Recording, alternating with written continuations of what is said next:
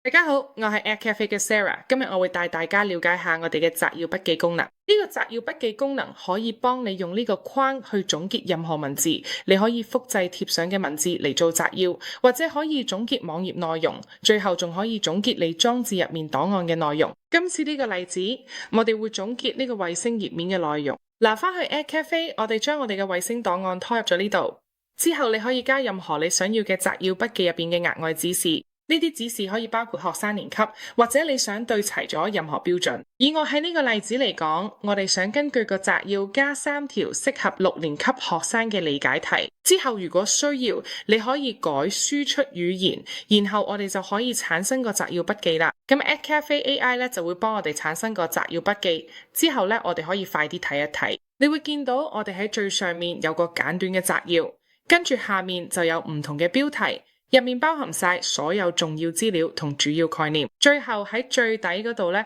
就真係有啱啱我哋嘅額外指示入邊要求嘅6年級理解題。當你嘅摘要筆記整好之後，當然可以隨時加長修改，成份文件都可以編輯嘅。